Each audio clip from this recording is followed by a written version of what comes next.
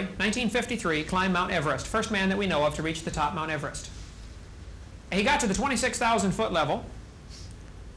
He had 3,000 feet to go. At 26,000 feet, he began finding seashells.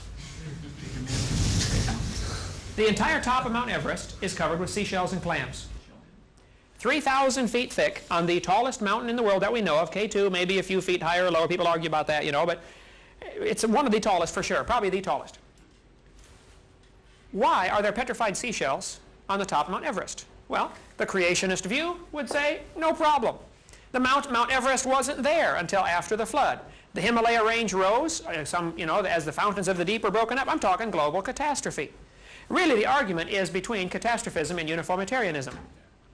Unusual thing about these seashells, and you're welcome to come take a look at it. I have boxes and boxes of them. Clams like this, you pass that around, are petrified and they're closed. When a clam dies, it opens up. Go to the beach, you're lucky to find a matched pair, let alone a closed petrified clam. A guy in Alabama up here said, Mr. Hovind, do you want some more petrified clams? I said, well, why? He said, they're 4 feet thick in my backyard. He digs for post holes to put in a fence and finds petrified clams, 4 feet thick. You can find it, that's got to be about the most common fossil in the world. Cephalopods, closed clams. Okay, that's a fact. Now, the creationist would say, during this flood, the fountains of the deep broke up, there was thermal shock, animals were buried in mudslides, and the clams are already at the bottom, so huge clam beds are covered, and the only way you can get a fossil like that is to have him be buried alive. And you can find enough of them to build a 10-lane highway from New York to San Francisco. The creationist interpretation fits that just fine. The very existence of fossils at all. Fossils don't form unless they're buried. This is a Brachiosaurus toe bone. The very existence of fossils, to me, is another scientific indication there was a disaster. How many buffalo were killed out west 100 years ago? Probably millions. How many fossilized? Almost none. Because they weren't buried. The evolutionist interpretation is that these fossils we find are all from different periods, all along for millions of years. Animals die and leave their fossils behind. Animals don't leave their fossils behind when they die today, folks. They have to be buried in mud. That's the way they fossilize. I think to support your view, or I guess what is also my view, which isn't necessarily a Bible view, but is this kind of something very unusual occurred, is that there's an interesting fossil that they've got at Buffalo that is a trilobite that is preserved in stone, mud, and its tracks are also preserved, and it's wandering in a little spiral pattern, and the tracks are spiraling, and it goes about 4 feet and it dies. And their explanation is that it wandered into a toxic puddle, which of course sat there, totally undisturbed for a million years till it turned into stone. But this, to me, it obviously happened really quickly. I mean, sand, raindrops would interrupt the sand pattern. I mean, it doesn't like go to the beach and draw in the sand and see how long that lasts. I mean, there's layers of stone that are essentially beach waves that are hardened in that are solid. Red Rock happened very quick. Denver, I've been there. Yeah, Red Rocks. We've been there a bunch of times. It's that stuff happened real fast. And the dinosaur footprints at Red Rock are at a 45-degree angle. That's right. Okay, let's give the creation. Slide off, exactly. Sure, the creationist interpretation is it was flat land. The dinosaurs are fleeing the flood. They left their tracks behind. It took several months for that flood to kill everything. You get rising and lowering waters, and they leave their tracks. They get hardened. Somebody else leaves tracks. They get another layer. Eventually, the mountains lifted up, and today the tracks are at a 45-degree angle. There's no problem with that evidence as far as the creationist viewpoint. That fits fine. Now, both are theories. The anthropology, which is what this class is, and we probably ought to stick a little more to that, anthropology. We're off on all these philosophical rabbit trails, but anthropology, the philosophy of this author and this whole course is man is progressing.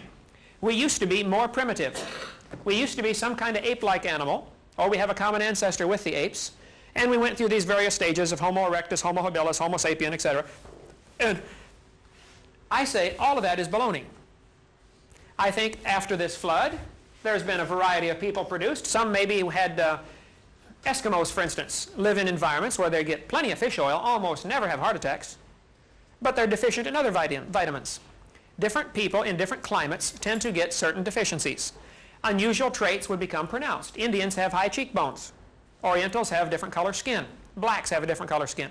All have a common ancestor, I would say. It's Adam. Or, even after the flood, Noah's sons. I don't know who Noah's sons were married to as far as daughters. There may have been some diversity before the flood, and one of those daughters may have been considerably different, which would have preserved unusual genes through the flood. But there's no problem from the creationist viewpoint. It has never been falsified. The creationist, young earth creationism, was rejected by many in the 1800s, not because it was falsified, but because it didn't fit their lifestyle. Thomas Huxley said, we like evolution because it gives us sexual freedom. There's no longer a creator that says, thou shalt not commit adultery. That's why Thomas Huxley liked evolution. I don't know if that's why everybody likes it, but that's why he liked it. You mentioned Noah's sons, or Noah's daughter, Ham, Sem, and Japheth. Right. And do you think it would be possible that the populations in the world today could have been created by three couples? Could the populations today be created by 3 couples? Absolutely.